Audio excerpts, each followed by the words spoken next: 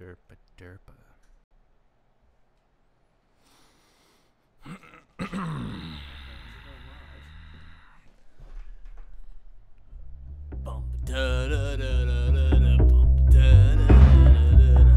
So off time.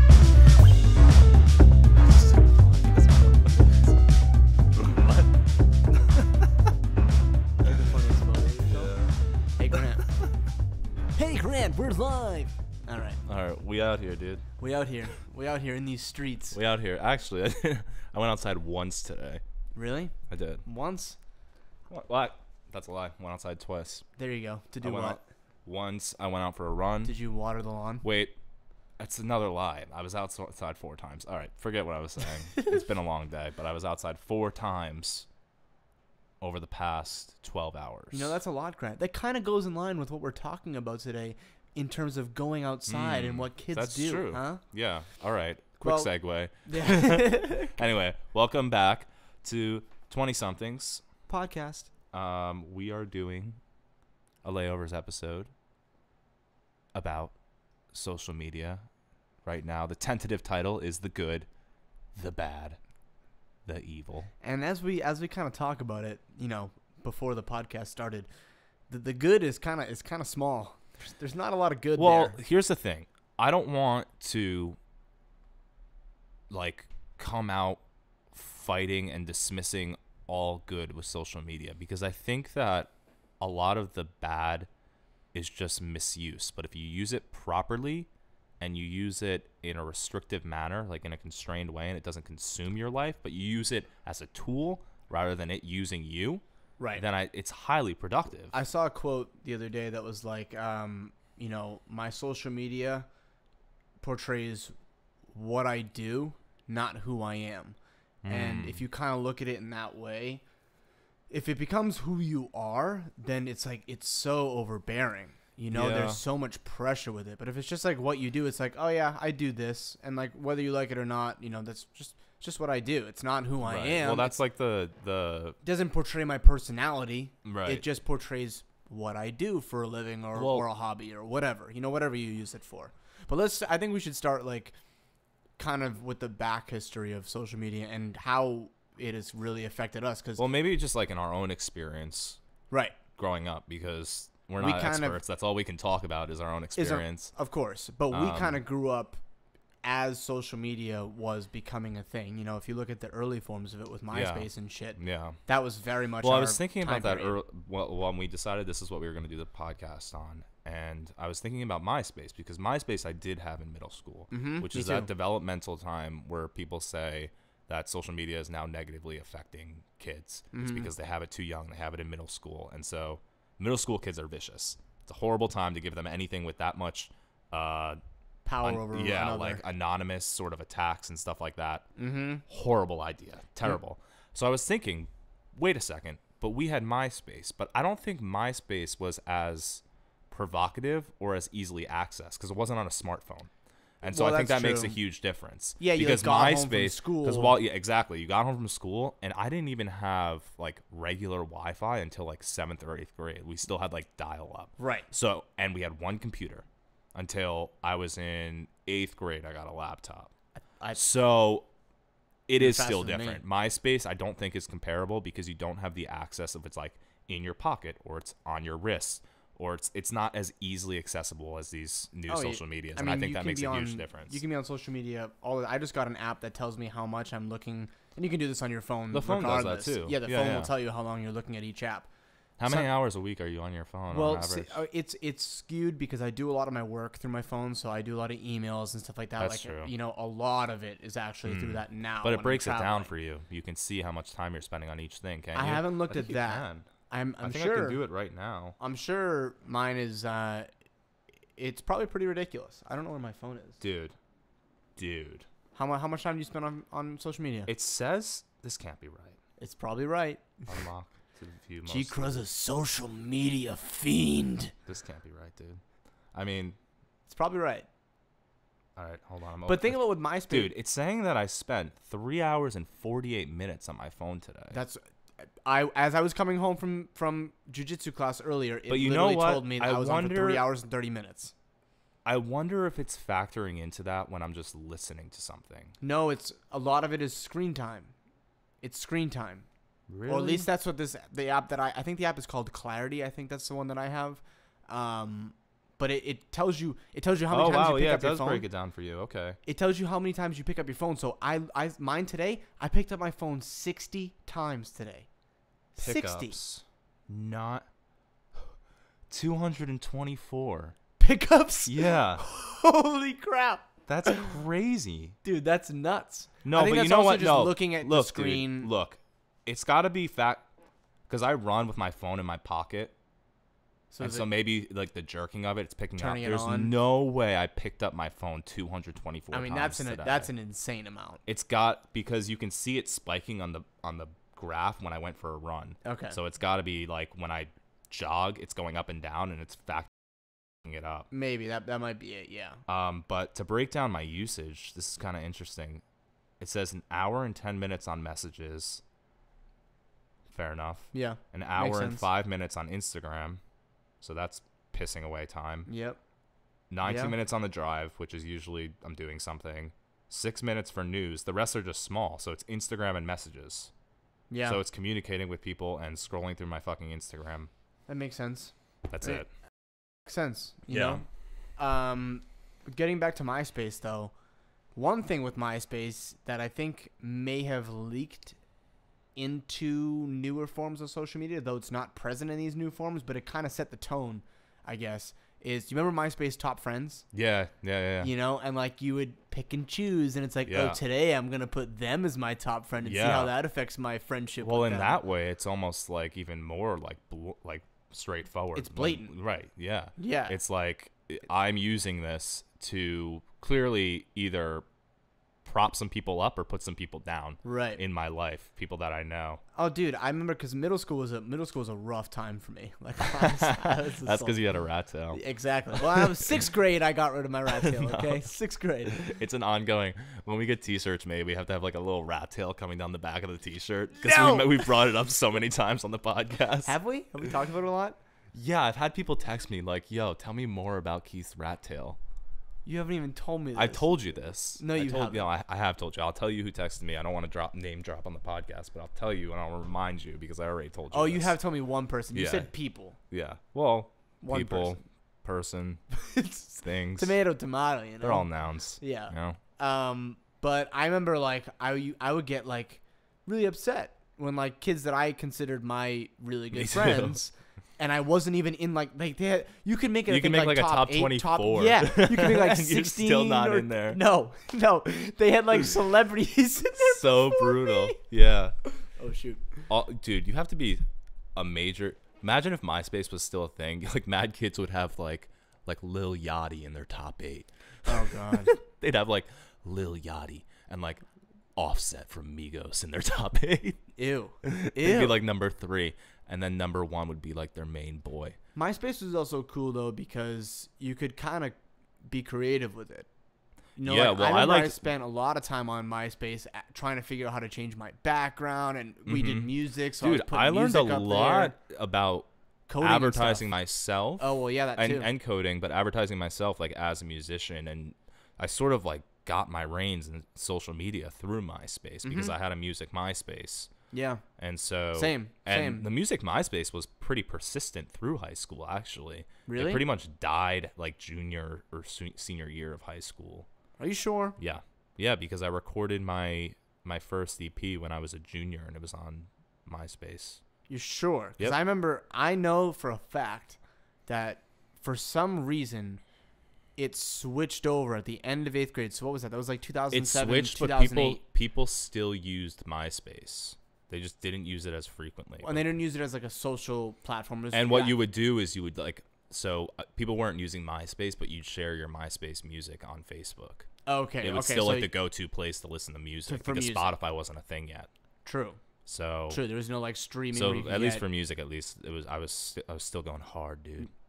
Going hard in the trenches. But yeah. 07, 08. It but did flipped. MySpace have likes? Could you like something? You could comment on people's photos. You could comment on photos. You could post. You could post on somebody's page that it wasn't a wall. It was almost like a thread. You could post comments on people's pages, like writing on somebody's wall, kind of. Right. And then I don't know if there were likes though. I don't know. There weren't because even when Facebook first started, there were no likes. Dude, that's so funny because I think the way people liked photos on MySpace was they commented on them. They were like, "Wow, very nice," and stuff like that. Yeah, you're right. They're right. like, "Cool, yeah, awesome." You're very like, right. Yeah, and it was like, "Oh, I got 8 comments on this photo. Sick." Yeah. Like, who the fuck cares? Yeah. So looking back on it, it's like, oh my god, that was. It's just so stupid. Yeah. You know, it's a pretty but you know what? If you're gonna give a kid a social media, give them MySpace. It seems pretty harmless compared to the others. Yeah. Yeah. I mean, listen, they can only comparatively towards. That's what I'm saying. Now. Like, if it was like only accessible on the computer and there's no likes or anything, it's like, because the likes are a huge problem too. It's not just accessibility. It's like everybody can see how many likes everybody else is getting, how many video views they're getting. It's a huge problem. The only thing I think you can't see. I feel like I'm gonna focus mostly on Instagram because I feel like that's like the primary social media. Nobody really. I mean, people use Facebook, but I would argue that Instagram is probably like the main evil. Maybe Twitter as well. Yeah, Twitter in a different way though. Instagram's the main evil. Twitter is, but it isn't. Twitter's like my favorite social media platform now. Really? Because you can just throw whatever out into the ether and no one's really paying attention. You know, unless you do something that's like that becomes super viral and then it gets, paid attention to. But with Instagram, there's like your grid, right? And so someone will click on your thing and now they can see like all of your last 9 posts. And it's kind of more substantial to look at it and be like, oh, that picture sucks, that picture sucks, that picture sucks. Whereas with Twitter, it's just like this constant feed of you can throw whatever the hell you want up there. There's also just like there's less of a follower thing on Twitter. It's like everybody has at least a couple hundred followers on Instagram, like if you're around our age. Right. Where on Twitter, it's like it's not quite the case. Well, Twitter's kind of a little bit more anonymous, I think. Yeah. A little bit more. Because with Instagram, you can make a that's why Twitter is like right? almost not even a social network. It's more just like a sphere of communication. Yeah. Like it's not like, and like you said, anonymous communication. Like you're just kind of communicating with this population of other tweeters. It's not inherent of who you are, whereas with Instagram and Facebook, it's your community. Even though a large portion of it, unless you're like an influencer or a public figure. But even with Instagram, like you can create a fake account. It doesn't have to be your name. With Facebook, when Facebook first came out, I think Facebook was huge when it first came out because it was your name. MySpace was not that. You could make up whatever the hell name you wanted on MySpace as well. Yeah, people were like $. Yeah, $, little tilde. Yeah, fucking estimated to be about like the little squiggly, like yeah. Squiggly estimated to be about Tom. Asterisk. Yeah. Yeah. Anyway. But then when Facebook came around, it was like, oh, this is you. So it kind of became more of like reflective on your personality, reflective on how you think about things and how you think about other people. Yeah. With Instagram though, I think that you can have like fake accounts or you can like, but nobody really uses that. Everyone has at least one real profile, I think, of themselves. Well, I mean, from like, if I'm going to consider myself like an average person right now, which I most certainly am not, but like I don't see a need to have a fake Instagram account. Like, or my sister has a fucking burner account. I'm like, what does that mean? Loser. It's like an account where tell me she uses it to like look at other people's shit. I don't even think that's what it is. I hope she's eventually listens to this and watches this. I think she literally uses it to post like pictures she doesn't want to go up on her normal profile. Like what? Like just silly pictures. Oh, okay. Like pictures that aren't deemed like amazing are gonna go up on her stupid I little know a couple burner people account. that have those accounts. I've actually been thinking about getting a second account, but that's because my account right now is private.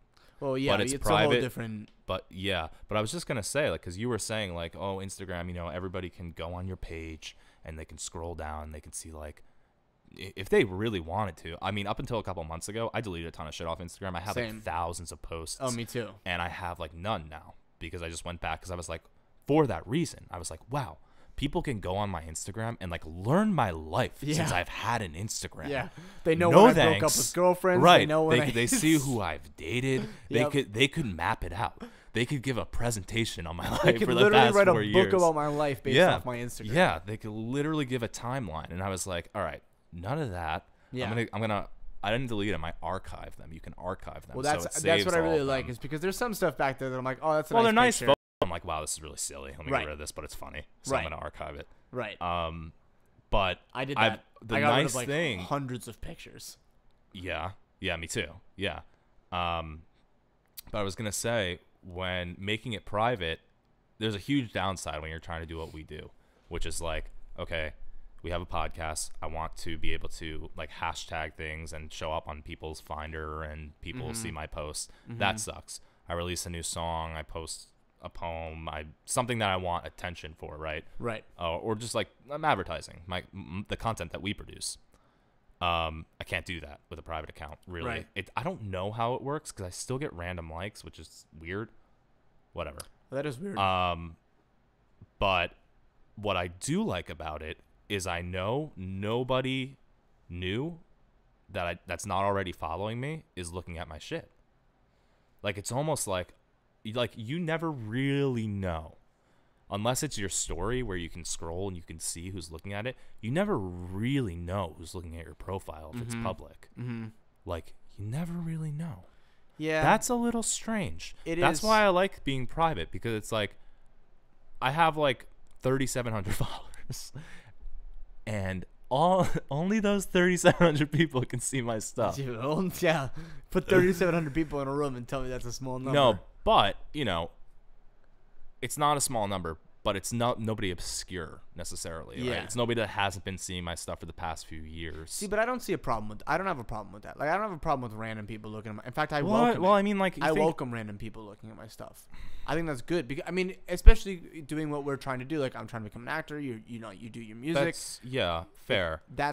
But I'm a weird guy, and I feel like post in the weird shit. Yeah. So all right, maybe it's just me. Maybe it's just me, man. Weird shit. All right. Well, okay. Fair enough. Fair play. Fair play. Craw. So, yeah. I guess that's a good thing with social media. What do you mean? Is like you can, like we were saying before, like it's not who you are, it's what you do. So if you do something where you want to try and influence, right, you can throw that out there into the ether.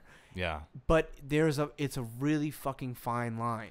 Right. Of like, when does it become invasive on your personality? Right. When does it become invasive on your life? Yeah. When does it get to become too much? And how do we manage that? I could tell you how to do social media. Oh, lay it on me, expert. I can tell you how to. So what I'm going to do now for people that are just listening is I'm going to just quickly, this is how you don't make social media your life, but you use it for fun.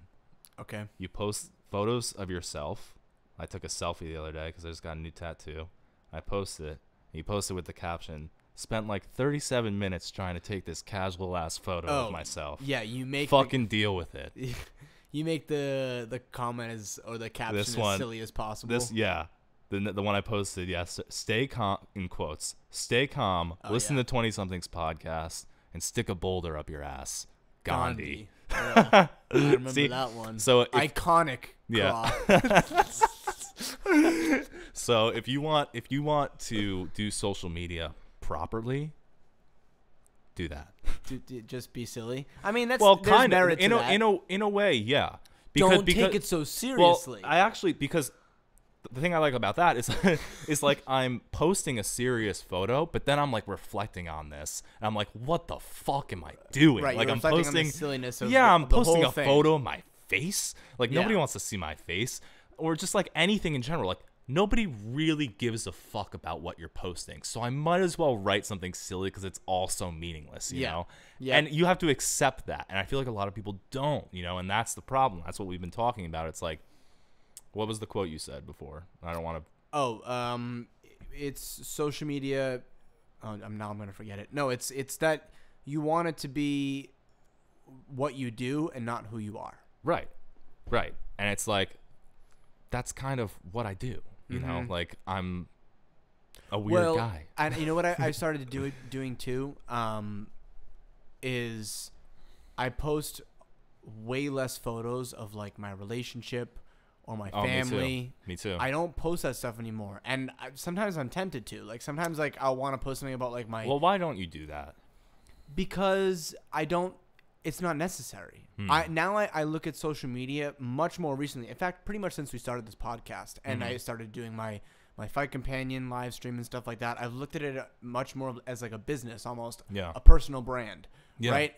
And who cares about my relationship besides me and my girlfriend? You know, who cares about my family besides me and my family? Right. What I want to be posting is little mini clips of my fight stream. What I want to be posting is if I get an acting job, I'm going to post a thing from that acting job. That's what you do. Right. That's what I do. It's not who I am. Yeah. Who I am is my girlfriend, my family, my, what I fucking ate. Because I used to post pictures of my food. Yeah. You know, like that's just stupid. No one cares. Yeah. You know, but so many people do care. That's the thing. I think so many people pretend they care. No, but I'm saying like, so many people, even, we've done the same thing. Like when we were younger, it's like you post shit because you care. Like you're posting a photo or a picture of your food because you care. I think it's not that you care. I think it's that you want to see if other people care. Yeah, I guess you're right. It's like I post that and I'm like, oh, food is kind of a ridiculous example. Ooh, who likes what I made but that's for a thing. Tonight, I mean, people like food porn. Like that's an absolute thing with social media. It's like people post their food. It's like a meme. People post their food all the time. Yeah. It's like the most boring thing to look at. But I don't want to see your shitty eggs.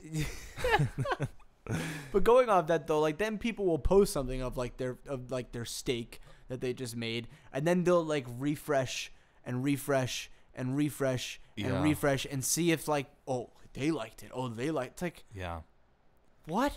Like just hold on. Replay that back, that whole scenario back, and tell me that that's not a ridiculous thing. It's totally ridiculous. I post a photo of my steak, and I want to see who likes the look of my steak. Yeah. Come on. And I did it, like I'm not shaming anyone else. I used to do this shit. Yeah. But now I'm like, I'd much rather post a clip of my UFC stream and see who likes that. Well, I think another thing that we can't like, just when you were saying that, like you're refreshing, you're looking at who likes it, we can't dismiss that now there is a new sort of set of social rules that coincides with social media. So while yes, it's ridiculous to sit there and constantly refresh, everybody knows, like, there is, for example, like if somebody DMs you on Instagram, like of the opposite sex, and you don't really know them that well, like that's now become like a thing, like sort of like going up to somebody at a bar and starting a conversation. That was never a thing when Instagram first started. I know, but it's turned into that. Right. So there's like this new social code that's now embedded within these social medias that we can't dismiss. So people might be, yes, like the compulsion to continuously refresh, obviously unhealthy. But I think it's rooted in that they're looking to gain within this new sort of system that's developed. It's a new social system. Right. But is that a good thing? Is it good that we reach out to each other on Instagram looking for a date? I don't think that is inherently bad. I think it's bad when you start to gain compulsions over it. And so you're spending a lot of time, whether it's refreshing or editing your photos so they're just perfect to up your chances of getting more likes, to make you look more popular, to possibly getting more attention, to getting to that girl. It's like a mating ceremony almost. I mean, it's not that. Weird... It's just a game. Like, right. It's not social media. It's like it's a social game within the digital sphere, and everybody's trying to win. Everybody's trying to win this game, and like there's like different tiers of winning, and it's if you're an influencer, you won the social media game, right? And, I have to imagine that winning the social media game isn't all that it's made up to be. No. And I think a lot of people need to I'm sure you wake up just the same as if you with a million followers, as if you had. Yeah, I mean, like, it's got to feel cool. But like you said, you can't, your followers aren't you. And I think that I would hope that a lot of social influencers think about this, because I've thought about this before. Instagram goes away tomorrow. Who are you? Right. What do you do?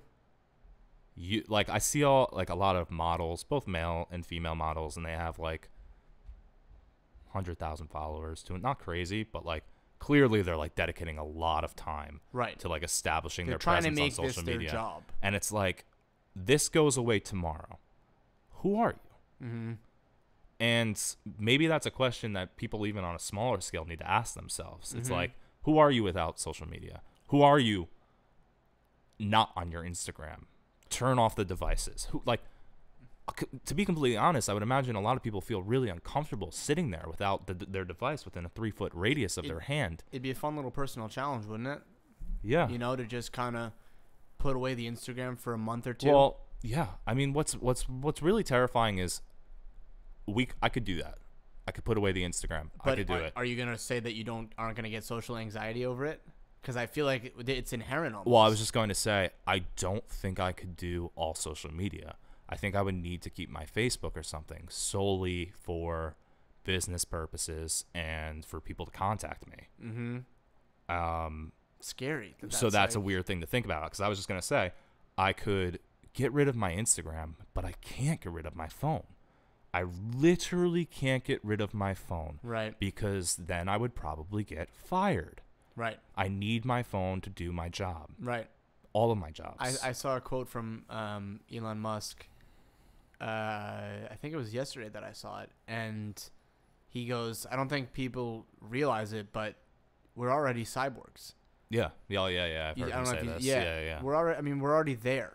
What you just said. Mm-hmm. You know, I'm the same. Like I told you, all day today, my whole day, everything that I needed to do for work was on my phone or my iPad. Yeah. Everything. Yeah. So. Yeah. Well, people are all like, "Oh my God, like we're gonna merge with machines," and it's like, okay. At this point, just put the fucking screen in my palm so I don't have to carry it around with me. So I don't have to pick it up 224 times in a day. So there's no weight. You know? Yeah. Yeah. I mean, yeah. And they're trying to make it more so like look at the Google Glass and all that shit. They're trying to make it as a part of you as they possibly can. Yeah. It's not. I don't want to say it's a bad thing because it's inevitable. Mm-hmm. But it's not a good thing, and we need to learn how to manage it as a people. We need to learn when do we put this down? At what time of day do we say, okay, enough? That's a thing that I think more people should do is like, okay, it's 10:30, no more phone. Yeah. My alarm's already set, no more phone. One thing I've started doing, and I challenge anyone to do this. That's a gentleman's challenge. What? What you're about to say. Are you reading my mind? It's a gentleman's challenge. It's a gentleman's challenge. Yeah. It's a duel. We're gonna exactly. Whip out the gun. No, I purposely I have because I have so many devices. Right here I am talking about how we need to separate from devices. I literally am an Apple product. Like I got a fucking watch. No. I've got an iPad, a Mac, a phone. Like I'm hooked. Okay, but I have my whole charging station. Crazy. It's crazy. Okay, but I took it and I put it like away from my bed. Yeah. So when I go downstairs into my room at night and like I'm ready to go to bed, I want to even if I'm gonna watch TV, everything goes on that and I don't touch it anymore. Okay. Like I'm done. Yeah, like I'm done with that because otherwise, and I see people do this all the time, is they can't. I can't go to sleep. I can't go to sleep. I can't go to sleep at night. Oh, well, what are you doing at night when you're trying to go to sleep? Oh, well, I'm not really doing much. It's just, I scroll through Instagram. Well, yeah, there you go. I'm not scrolling through Instagram like actively when I'm trying to go to sleep. What I will do is, because I have sleeping problems, it's hard for me to fall asleep. Mm-hmm. So after like trying to sleep for 45 minutes, an hour, tossing and turning, it's like, I get frustrated, roll over, pick up my phone. Right. And it basically like restarts my retinas from square one. Right. And it's no good. You don't realize you're doing that though. It's not. But it's just like I'm frustrated. I'm tired. I'm awake. And I know I'm not going to be falling asleep anytime soon, and my phone's right there. It's just easy to pick up. Yeah, it just very, happens. very easy. I mean, think about it. Think about this, okay? Now with the phone, you don't even have to type in a passcode anymore. You just put your fucking thumb on the thing. I don't have that set. Oh, you don't have that? I think I have it. I don't have it set to do it. You don't want it? I mean, smart. Good on you. I'll get the little thumb workout in. Nah. I mean, it's kind of scary that now they have it so it's your face. You just put it up to your fucking. Shut up. No, really? You didn't know this? On your phone, you have that? No. But on the X and oh yeah. Oh my god. There's no more like finger thing. It's not even there. It's up to your face. You just lift it up to your face and it face recognition. That's terrible. Meanwhile, Apple says that they're and these social media platforms and whatever are saying that they understand that it's becoming too much and they want to figure out ways for people to minimize. Well, you're not really doing a good service when you're I like the more ID. that comes out with these big shot tech companies, like not mostly the social media companies. I'm like, whoa, it's kind of gross. It's pretty gross. Yeah, it's pretty evil. I mean, because I just heard this recently on a podcast, but a lot of the people that work for those companies don't even let their own kids use the social media that they are producing because they know of all the negative side effects. They know it's addicting. They know it leads to higher levels of depression. They know it leads to higher levels of anxiety. And that's a huge one right there too. So it's like, okay, if the creator isn't even letting like, they're the person that they're most protective over engage in this technology, well, what does that say? Right. Like if you cooked something, right, you would eat it to prove to everybody else that it's not poisonous. You would eat it. Right. But if you ain't gonna eat it and then you're still gonna serve it, and then people will eat it anyway. Replace the social media with food. It looks a little fucking sketchy. Right. That burger's a little undercooked. Yeah, exactly. I go right to burgers. Yeah, Keith Burger. Keith Burger. But it's becoming more and more evil, and what's good is I think that we're starting to recognize that as a people. Yeah, well, we say that, but nobody does anything. Like nobody's getting off Instagram. How do you do something though? Where does the initiative start? Well, the initiative starts with like, imagine how brave of a person you have to be like not to have an Instagram, right? That sounds ridiculous. It is ridiculous. But think about that. Like, you meet someone, right? You're hanging out. You don't even ask if for they food. don't have an Instagram, you're like, "What's up?" Yeah. What do you get? What skulls you got in your closet? Right. Like, are you a serial killer or something? Like, that's where your mind goes. It's like you're a serial killer, you're a sociopath, you're a stalker. You're weird and like, yeah. I get what you're saying. It's like it gives off the serial killer. It's like vibe. having a phone number now. Yeah. It's that. It's who you are. Yeah. It's who you are. It's not what you do. That's a terrifying point to come to, where it's like the people that aren't on it are the serial killers versus the psycho people that are on it using it compulsively and are all addicted to it. That's what I'm saying. It's like they're showing more signs of like unhealthy behavior probably than the people that are off of it. Right. And yet everybody that's off of it, I'm like, why aren't you on this? I don't know where we can go because there's to links. be completely honest, there are people. I forget if it was Twitter or Instagram that recently announced that they're thinking about getting rid of seeing likes.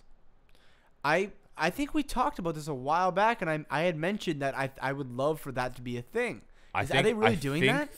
Twitter's thinking about doing it. Wow, I should just become Twitter's like the board least, of directors for Twitter. Twitter's like the least important one to do it. It is. It's Instagram should have that. You shouldn't see how many likes someone has on a picture. It should just be like a Visco type of thing. Or you should be allowed to choose at least if you see the likes.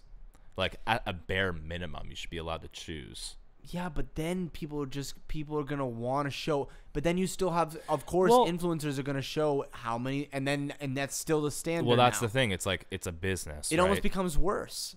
Because then the only people that are going to be wanting to put it out there are people that are getting hundreds of thousands of likes. Right. And now that becomes more of a standard. You're seeing less of the middle of the true. bell curve, and you're just seeing the skewed end of the bell curve. Yeah. I guess I was just thinking instead of making like a tyrannical like ruling of like no more likes, you can opt in. But I guess what you said makes sense. But the whole thing is like, it's sticky. The reason why likes are going to stay around is because it's not Well, that's the it's business not model. social media. Like, it's not just for the consumer. Likes signify somebody that can advertise, and that's what these platforms are. They're advertising mechanisms. They're mediums to share different products. Oh my god! And products or services or you name it, dude. So likes and followers and seeing all those numbers, I'm convinced they're never going to go away. No, they won't, because that's where people get that's where they find people to advertise, and that's also how they make their money. I'm thinking just in terms of being an actor, and I've been told this before in the industry, that if I went up for a role, right, and it was me and this other guy, and the other guy was an influencer on social media, even if he only had like 10 to 15,000 followers, right? They would choose him. Are you serious? Oh, yes, 100%. Because he is going to now go and post about this film to his fans, right? And now think about it, 10 to 15,000 more people that are now going to see what this film is all about that would have never seen it before. So they'll never get away with it. It's almost like a social rating. You know, like everybody's all like we up in arms about like China starting this social rating. You've heard about this, right? No. The Chinese government is going to start, I believe it's definite now that they're implementing it. They've done tests of it in certain provinces where they're rating their citizens based on good merit. I know. It's fucking crazy. Jesus Christ. They're doing that. They're doing that. They're starting to do that, and you will you will get penalized. I don't know enough about it to talk at length. We're all gonna die. But that is, I mean, it's just like, of course. It's the trajectory of China. Quite literally an episode of Black Mirror. I know. But, you know, is that, I mean, granted, it's not the government doing it necessarily, but what you just described is you losing a job based on a signifier of your social rating, which is your social media. Right. And so everybody's all up in arms about communist China doing that. Is it any different here with people rating people based on their merit on social media? Not their merit. It's like there's an equation. There's like a formula that, and then you plug everything in. It's like, oh, what's the ratio to followers versus following, and how many followers are there, and what is the average likes, and how many page views, and you plug all that in to the matrix, and boom, it spits out your rating. And that's the number and that's your value within this society. Like, how is that any better than the government rating you if it's going to start affecting whether you get certain jobs and the money you make and how other people view you, which is probably the biggest one. Forget jobs, forget money. It's just like, it's such a prominent part in our socialization now that, like I just said, you're not on social media, you have instant judgments of that person. Instant judgments. And it's not as severe based on followers, but it's still a thing. It's still 100% a thing. I don't want to say like I'm better than anybody else, but I don't really give a fuck about that. But I know people that do. Yes. So much so that they're insecure about their ratio of followers to following. Yep. And they will go and unfollow people to make their ratio look better. Let me get rid of this relationship that I have. I mean, let's not say get rid of a relationship, because that's taking it too far as well. But let me cut this person off on this specific social platform just so I look better. Right. You know, like, that's nuts.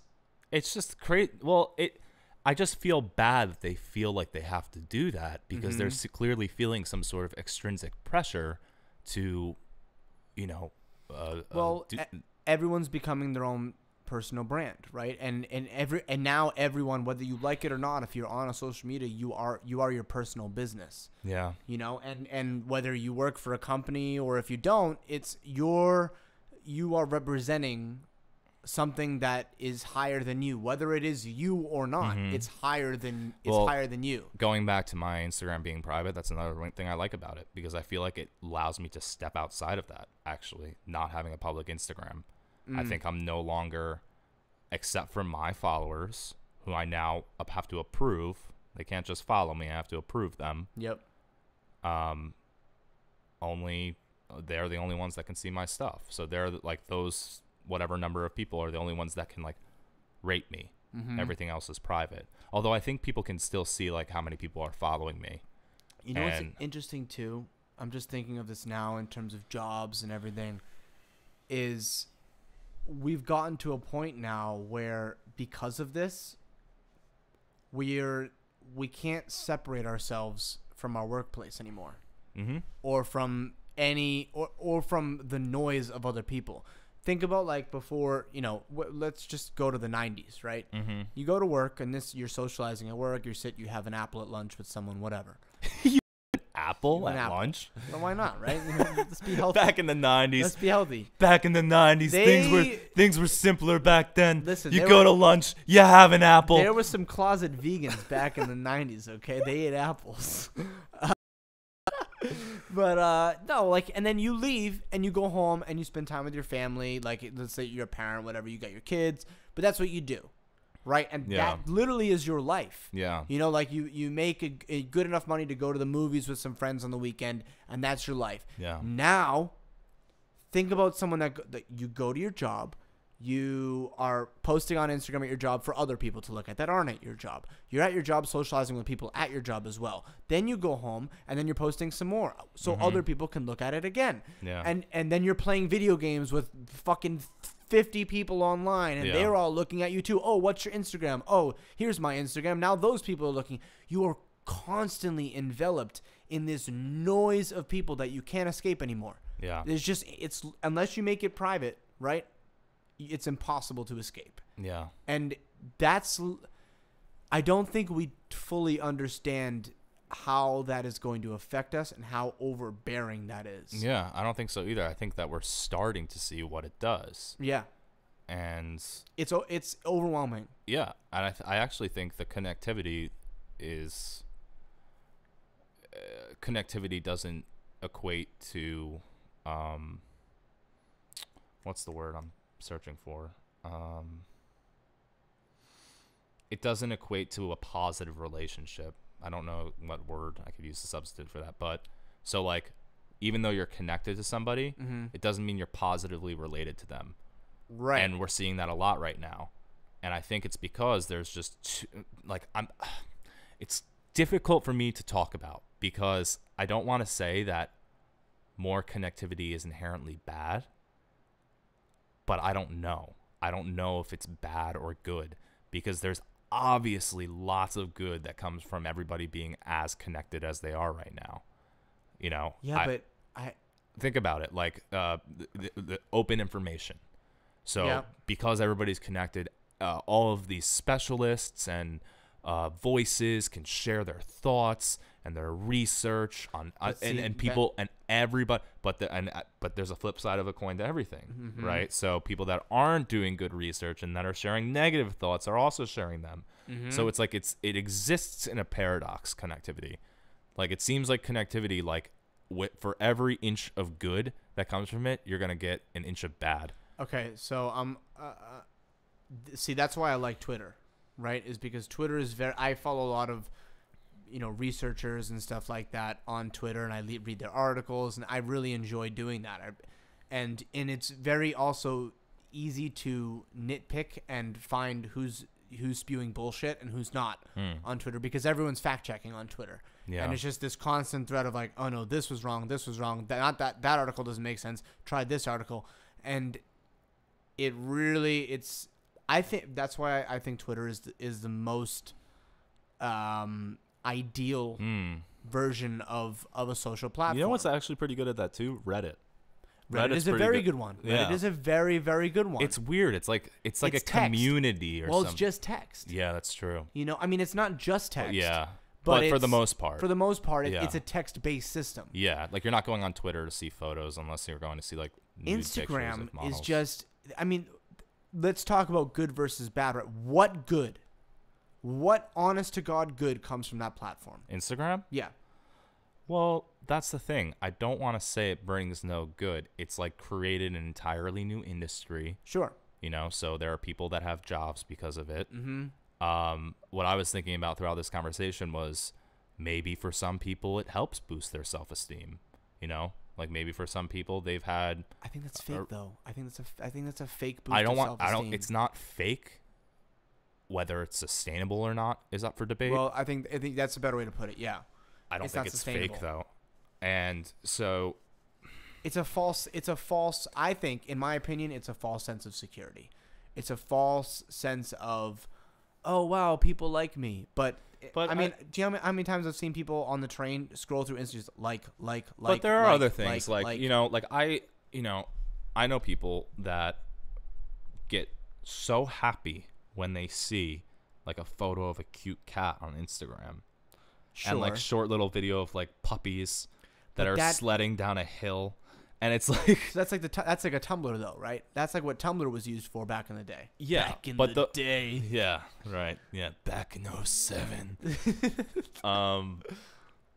Yeah, I don't know. So like, I'm just trying to like, I don't want to be the guys who are like, social media is evil. There's nothing good that comes from social media. It's like, all right, there's obvious good. I just feel like the good is obvious enough that it's not. Like, do we have to talk about it that much? It's like, there's the obvious good. It's like, yes, everybody's more connected. You have access to open content. You can throw your content out there. There's an entirely new industry. Like, these are all things people know. Well, that's a good one. The bad things are the more insidious things. They fly under the radar. Yeah, they fly in the shadows of the good things, you know? Yeah, because you know, anything that makes a lot of money, it's like, it builds like this mountain, right? And so the mountain is like, sculpted from the earth, and you see this mountain, right? People that are listening, I'm doing the thing with my hands again. But like, so there are these tech giants of social media, and you can only see the mountain from one side. You can't see the giant shadow that it's casting on the other side. You can only ever view the mountain from the side where the sun's hitting it. Right. And that's what I feel like these companies are. You know, it's got this shadow that goes on for miles behind it, but we only ever see like the front of it. Right. The beautiful, you know, the landscape. Trees on it and whatever. Exactly. So it ends.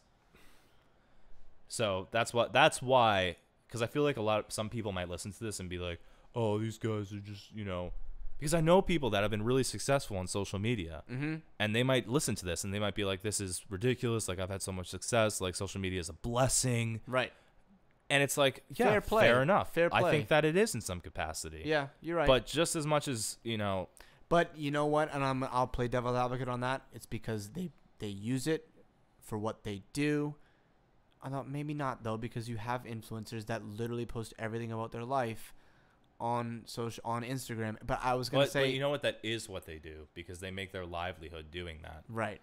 You know, right. There's a difference between being an influencer who's making a livelihood versus trying to be an influencer who's also working like 4 jobs and like is using Instagram as a disguise for who they really are. Yeah, you know, there are two different types of, there are 2 different species. There's a lot of that too, though. Yeah, there's a lot of that too, and it's like good. You're hustling. You're trying to make yourself look as good as possible. But when does that cross that fine line that we were talking about earlier? You know, that's not a. It can be a good thing that, you know, sure, you're trying to look as good as possible. We've done that throughout history. We always try and put our best foot forward, put our best image forward. Yeah. But when does that become too much, right? And when is it appropriate to show people who we really are? Well, I think it becomes too much when the image that you're trying to project, you know, like inside of you is either unobtainable or is like separate from you. So it's like, if you lay down in bed at the end of the day and you're just like, you're thinking about whatever you posted on social media that day, and you're like, damn, like what people know about me through that is nothing that I did today. Dude, I'm thinking of this one person that I follow on Instagram. It's so funny, man, because what you just said brought this to mind. I know her, okay? And I know for a fact she doesn't do all of the things as frequently as she makes it look like she does. Right. So she does like martial arts and whatever. And, you know, it's always like a selfie in the gi, or like, you know, like, oh, I've got my weights and whatever. And I'm like, you don't do this all. Like, you're trying to look like this, like a fit expert. Right. Right. And like, okay, I guess there could be an argument to be made for like, good for you. You're trying to put your best foot forward, but you know deep down that that's not who you are. It's just who you want to be. I don't care about like how other people are interpreting that person. What I'm talking about is like, how does that person feel about themselves when they recognize that's not who they really are? even though they might feel good when they post it, like you said, there's a deep down sense of like, that's not me. And if there's not, then you just kind of lack self-awareness, and it's like, right, which is sad in and of itself, because right. then people that know you know that that's not really who you are, and so it's almost like a little embarrassing in a way, like the way you're speaking about it right now. It's a little embarrassing. Yeah. And yeah, I mean, it's complicated. That's why I like doing the whole satire thing with it. Like, I post ridiculous stories on my Instagram. Yeah, you do. And to be honest, I probably look and sound like way better in person or on the podcast than I do on my social media. Oh, dude, like, your stories are absurd. I know. I think that anybody that sees me on social media is like, this kid is fucking disgusting. Yeah. Like, what is going on in his fucking head? He? Yeah, right. So it's like I've almost like switched that. He's like, a college professor. Right. I'm not projecting anything on social media that's like necessarily admirable. Like, I'll post nice photos of myself, right? But I'll always like nip it like somewhere, like undermine it, or try to at least. You humor it a little. You humor yourself. It's just satire. Like, it's like I know how ridiculous this is. Yeah.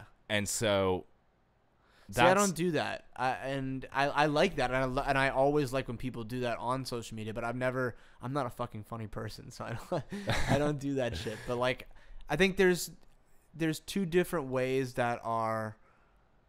I don't want to say two different ways, but that's a healthy way to use social media, right? Yeah. Because you're looking at it as a joke. Yeah.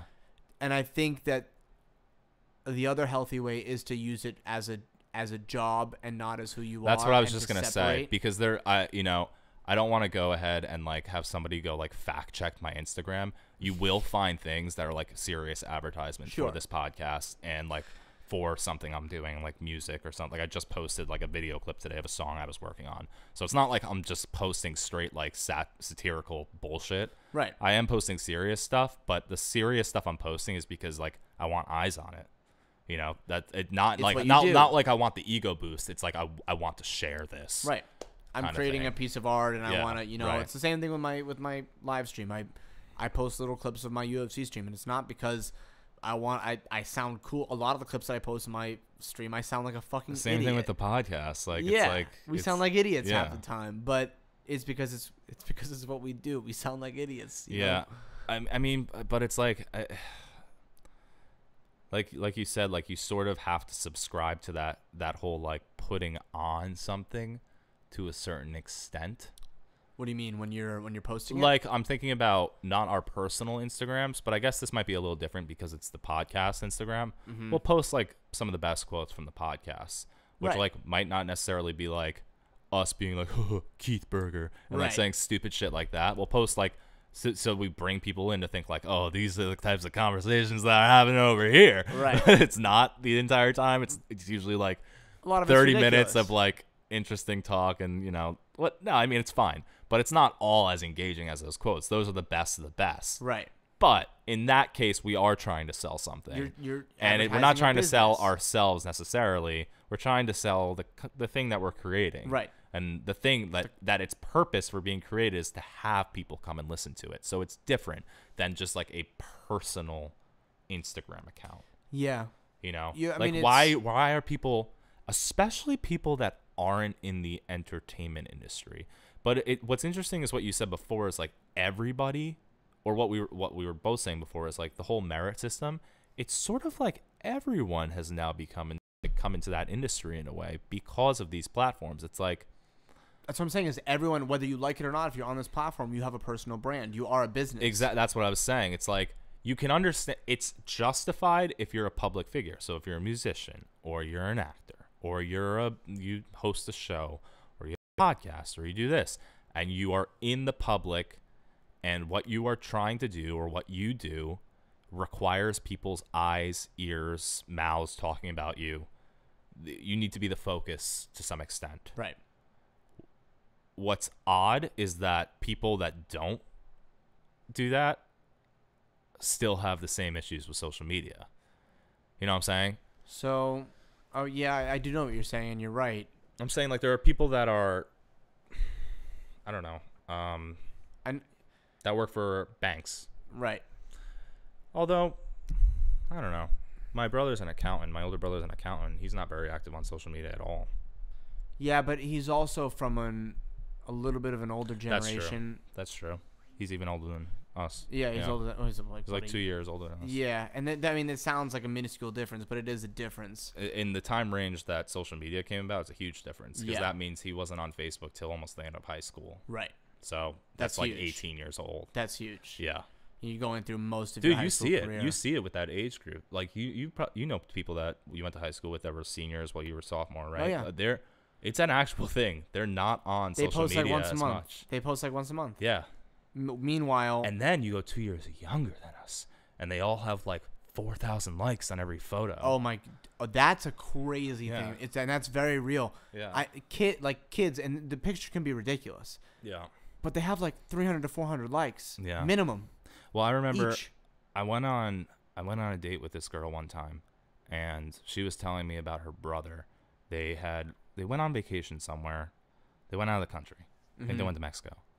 And her brother, the entire time, younger brother, still in high school, was super stressed because he didn't have Wi-Fi and he was going to lose his Snapchat streaks with his friends.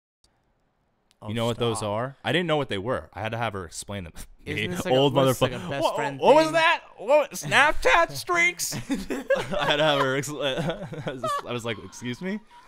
Are you talking about like best friend Snapchat? Yeah. Like, So I don't know what any of that means. I guess Snapchat does a thing, as explained to me by the girl I went on a date with. Mm-hmm. If you snap a person like an X amount of times in a row, they become like a close friend on Snapchat. Right. And then you get to a point where there are numbers that start to pop up next to their name. Oh, no. And those way. numbers Really? keep track of how many days you have snapped each other. It just from when you start, and you haven't missed a day. Mm-hmm. So it keeps track of every single day. And apparently, I don't listen here, kids. I don't have my hand on a Bible or anything right now, but apparently, kids in high school have these streaks into like the thousands these days. What, of like one every day, or is that what it is? Like a streak so of a it goes day? up one a day. Oh my god. Yeah, and so her brother was like flipping out because he was gonna lose all of his streaks if he didn't get to Wi-Fi to snap all of his close friends. That makes me so uncomfortable. That to me is like, that's like the bottom of the barrel. It's like, because that does nothing. Like that is just like, yeah, but there's no, but it's sad too. But think about how many kids are probably like that. I know, but the sad part is like the pressure that this kid was feeling to do it. Like Yeah. this is, forget about like the arbitrariness of what it is. Like, who cares? It's nothing. To us, we can understand it's nothing. Right. In his experience, It's it is everything. something, and it's very important. It's clearly everything. It's not. It's not even just something. It's and so everything. it's sad that this teenagers' relationships are so fundamentally tied to these digital numbers on this screen. You know what's funny too? Because I know when I go on a vacation, like I remember just a few years ago or whatever, maybe 4 or 5 years ago, I went to Mexico with my whole family, right? And we got down there in the resort. There was really no Wi-Fi. There was Wi-Fi in one little section of the resort. Beach, no Wi-Fi. Pool, no. I didn't fuck. I was so happy. Yep. You know, like it was so nice. I left my phone in my room. Yep. And that was it for the day. And then at dinner, after dinner, I would go and I would check to see if like my girlfriend at the time had texted me or whatever. Mm-hmm. And then my phone went back in my room. Yep. And it was great. That's why traveling's so great. That's why all these fucking, I really like to travel. And I've been to a handful of places. And if you travel a lot, like I go on travel blogs, like read about places before I go. Mm-hmm. And a popular thing that people love to talk about on travel blogs is like how to get like SD. What are the cards called? SIM cards. SIM cards yeah. for another country. Like while you're in that country, like it's got to be one of the first things you do so you can document your whole experience. Nope. I've never done that once. Good. In any country I've ever been to. And to be completely honest, I've traveled with people that have, and I'm just going to say it. I feel like I had a better travel experience than them because the pull to check my phone, aside from checking what time it is, right, where I'm at, there's no point because there's no access to anything. Right. So I'm completely... You're at the mercy of your experience. Yeah, I'm engaged in my own experience at that moment, which when you're traveling... It's a once-in-a-lifetime thing. Right. It's already displacing you from your normal environment, so it should displace you from, like, your normal technology as well. Like, that should just go hand in hand. Doesn't that say something, too, though, like, about our relationship with technology? Is that, I mean, we can have those sorts of... Just because we live in New York or just wherever you live, right? You can have those sorts of experiences wherever you live. You live in Montana, that's a fucking beautiful state. Mm-hmm. You don't need to be looking at your phone. You can look up. Yeah. Look at what's around you. Yeah. There's a beautiful things going on. Yeah. But we're attached to this device, mm-hmm. and that pulls us away from... Whether it's environment, whether it's people, whether it's food, whatever, it pulls us away. Music, art, it pulls us away from these experiences. Yeah. And we're not going to get an answer tonight. And I don't know that there is an answer at the moment. We've got to figure out a way to, I mean, it's not going to be to force people, but I think people got to get woke a little bit and realize, like, the detriment that this device is doing to them, and not get rid of it completely because there is some benefit, but let's manage it. I think that, could you imagine if, I just realized the heater's been on this whole time. Oh, damn. But it should be fine. Yeah, I don't think people will hear it. I mean, they probably will, but it's whatever. People are like, yeah, I know. What is that noise in the back? Mad annoying. Never listening to this podcast again. Yeah. I hate the sound of air blowing. But so, like, the holidays, right? Mm-hmm. Everybody usually has off for at least a few days. Imagine if just, like, it was part of the holidays that everybody turned their phones off, you know? Like, that would probably be, like, a really, like, enlightening experience for some people to just power down their phone, their laptop, their computer for 3 days. Yeah. Like, just 3 days without it. Dude, think about how crazy that would be. And I'll tell you, it is a crazy thing. You have to do it when you're, like, when you travel in certain remote areas. You really don't have anything. Mm-hmm. And it's uncomfortable at first. But it's only because it's a habit, like anything else. Well, you probably, like, start checking it, and then eventually you realize, like, oh, there's no point to. But then something funny happens. Then you're just like, you know, this is way better. Right? Your brain is really adaptable. You know, like, that's the thing. Like, a lot of people with habits in general, which we've talked about before, it's easy to garner a habit. Mm-hmm. I think it's probably just as equally easy, like, when you're forced to break a habit, you know, unless it's, like, actually, like, a physically addictive thing, which I guess in some capacity it is, but not like cigarettes, for example. Right. But when you're forced to, you'll find that your brain will adapt, and it will like recalibrate. Mm-hmm.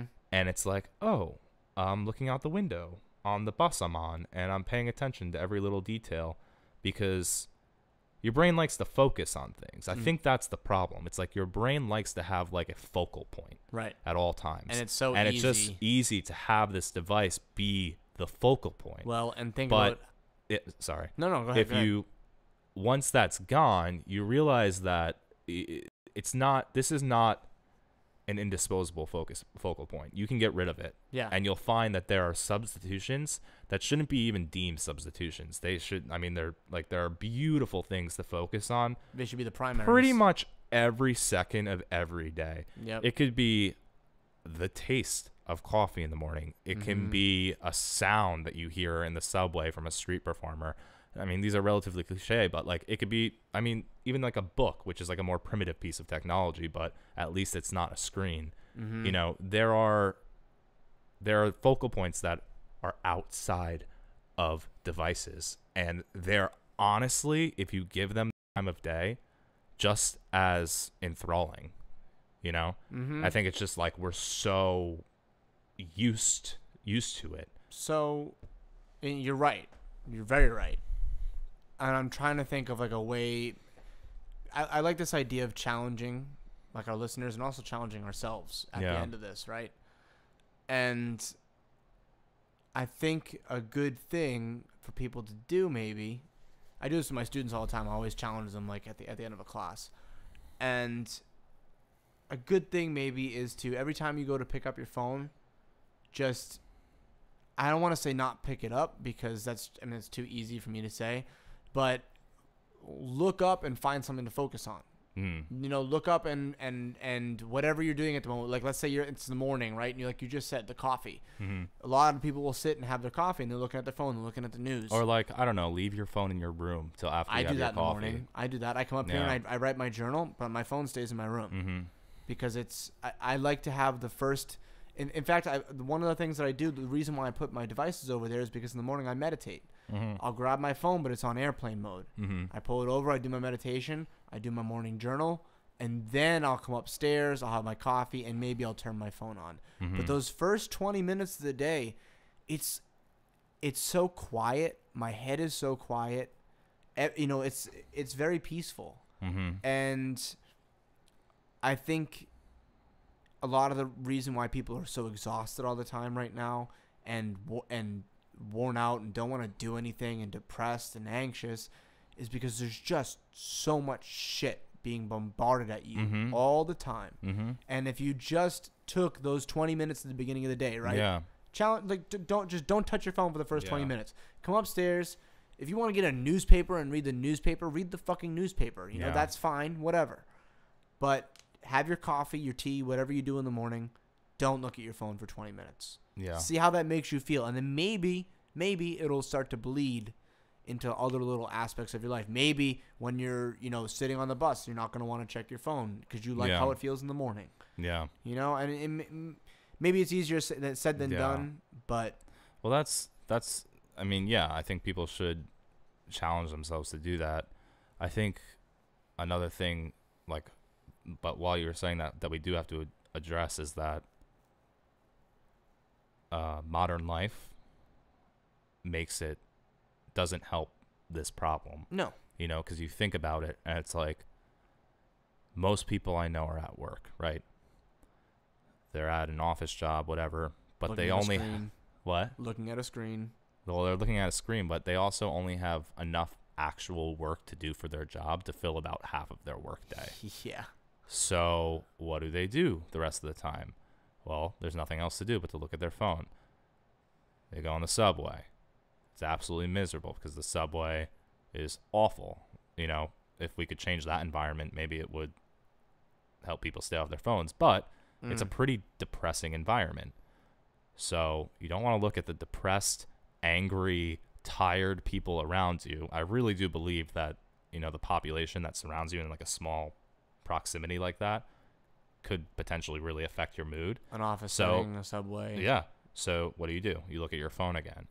You get home after maybe working a job that you're not necessarily thrilled with. And so, of course, you're going to want to, go on and participate in this fake life you've created for yourself online. Right. It's like,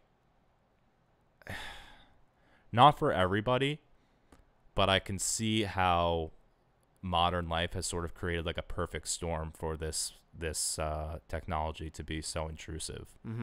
And so I feel like we've been on like the offensive a lot in this podcast. Yeah.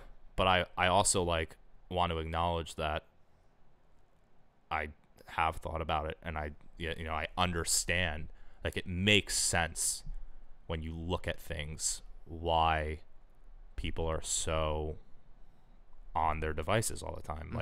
It makes sense, and it's not really anybody's fault. No, I don't want to come off as attacking people. No, I think it's just it's like a raising of awareness. We should make that point. This is not anyone's. It's not anyone's fault. This is a product of the system that we have been given, right? And the tools that we have been given, right, throughout the past. 10 years. You have to think about I like to think about things a lot, different things in relation to one another, right? And so it's when you look at the grand scheme of things, there's a lot of different variables happening that are honestly just creating a really fertile environment for an addiction to something that is giving you little dopamine bursts throughout the day. Yeah. Because you need that. Yeah. So like in some way, that's why when I was talking about the positives, I was like, what are the positives? Well, maybe it does help some people's self-esteem. And what I mean by that is like, fuck, it probably does help some people get through the day. Yeah. Because their life they think is so miserable. So it's like, can we blame these? Can we blame the social media? Can we blame the devices solely? Or is it just like a side effect of something else that's wrong? And if we fix the other thing that's wrong, will people spend less time on the device? Well, that's a good point. And what you said before with like people at the office that have, half the time they're not doing things, they look at the device, right? They look at Facebook, or people on the subway, they do that. One thing that and I've talked about this before, that I challenged my mom to do, because I noticed that she was playing Candy Crush all the time on her iPad, right? Mm-hmm. She freaking and she still does it. Mm-hmm. But I was like, you got to get off that iPad. I was like, you got to find a hobby to do or something. Yeah.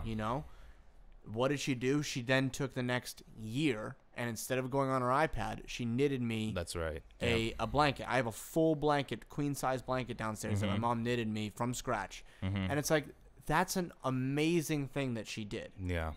And maybe it hasn't lasted. Maybe she's still back on Candy Crush or whatever. But those are little things that you can do, right? Yeah. Like when you're on the subway, instead of playing, because how many people you see playing those stupid little games on the subway, right? Instead of doing that, knit something or draw something, right. or find another little hobby to do that's going to give you fulfillment, that's going to make you happy, right, other than being on the phone. Right. And maybe at first it might seem tedious, but Yeah. I think over time you're going to be a lot happier. Yeah. Doing those sorts of things. Yeah.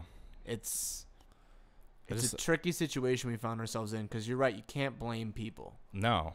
It's not people's fault. And another thing too is, I'm sure you've noticed this, when Facebook first came about, right? I remember my parents, everyone's parents, were like, you guys are addicted to this, you're always on it, blah. Look who's addicted now. Look who's on it all the time now. It's not anyone's fault. Yeah. They knew it before we did, and they're still addicted. Yeah. Like my parents are probably on Facebook more than I am. Yeah. And so I'm not going to blame them for that, even though they knew beforehand. Yeah. It's hard. Right. And like, people are lonely. Like, that's the other side of things that we're not really acknowledging. It's like, okay, so modern work life can suck, and also people are lonely. So, I think that it's just confusing for people. As I say, every single podcast, that people are just confused, and like, and it's an easy out. Right. It's like, it's an easy fix to like calm the shakes. And that's what we're always looking for, right? Especially in today's day and age, we're always looking for an easy out for things, for anything. Right. The easiest way to do something. Yeah. The least taxing on our brains and our body way of doing this certain thing. And there's something to be said that, a little difficulty goes a long way, and it helps you grow a little bit. Yeah. And it doesn't keep you in the same, because I think that's a good point. Without the difficulty and the easiness of it, you stay in the same place. Yeah. And you're not growing. And without growing, then you become anxious. Well, what am I doing in this life? What's going on? Then you become depressed, and all of these things start to pile on top of it. Because, and back at the root of it, because you're on your phone, because you're using this easy out. Yeah. Find something a little difficult to do, something that's going to challenge you. Yeah. Going back, I've said it before on this podcast, is find something that challenges you. And I think that, well, you need to, like, I think that it needs to be something that like materializes in real life, whether it's, and like materialize could mean like you see like changes in like your muscle definition from working out, or it's knitting a blanket, because at the end of the day, you spend 12 hours on Instagram and you've accumulated like 10 new followers. It's like, that's not real.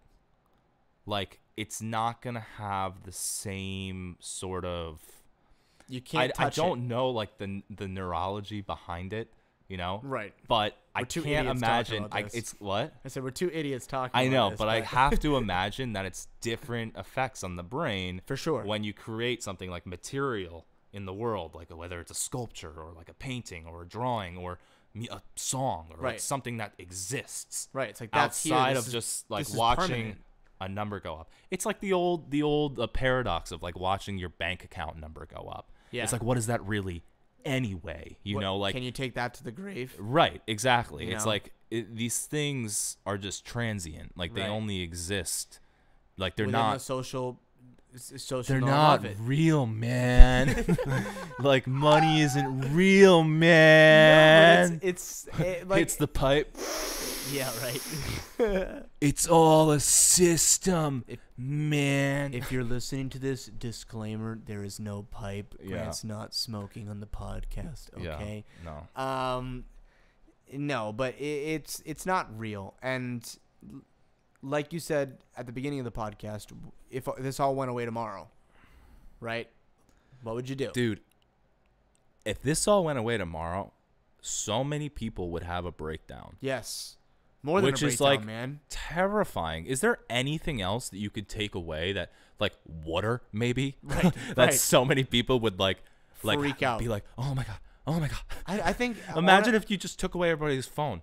They would go nuts. Honest to God, I think more people would freak out if you took away their phone than if you took away water. I swear Maybe to God. the immediacy of it. Yes. If they were properly hydrated. Right. But if they were in the middle, if they were in the middle of some sort of game, and you just like snatched they were right in the middle of Maze Runner and their phone just like disintegrated in their hand. They're not gonna, but also their water bottle went away in their backpack. They don't care about the water. They're not looking for that water bottle. They want that phone. Yeah, that's terrifying, man. I like that. That's crazy to think about. Like, think about if everybody just forget about the world. Let's just talk about New York City. If everybody in New York City, De Blasio was like, no more phones. I'm taking all the phones. Healthcare bill, the only catch is we can't afford the healthcare bill without taking your phones. We gotta sell the phones to pay for your healthcare. But like people would go nuts. Yep. I really think they'd have to like close the bridges. They'd be like, everybody. There'd be helicopters. Everybody stay inside. Everybody stay inside. It would be. I mean, yeah. It would be like nuts. Bird Box, dude. Oh my God, everyone would go nuts. Yeah. It's scary. Yeah. It's scary. So, that's where we're at. Basically, where we're at is if everybody had their phones taken away, we're all gonna be pregnant. Sandra Bullock. I'm gonna take your phone away. With Grant. With a bandana wrapped around your eyes. What is that called? Blindfolded. A blindfold. Wrapped around. I couldn't think of the word for some reason. Wrapped around your eyes, and I don't know where I'm going with this. I don't know where you're going either. That's just like, but that's what it is, man. That's what it is. You're blindfolded? Well, it's just like you're lost. Where you're lost. You can't go outside. There's crazy people You're coming after you. You're keeping birds in a box.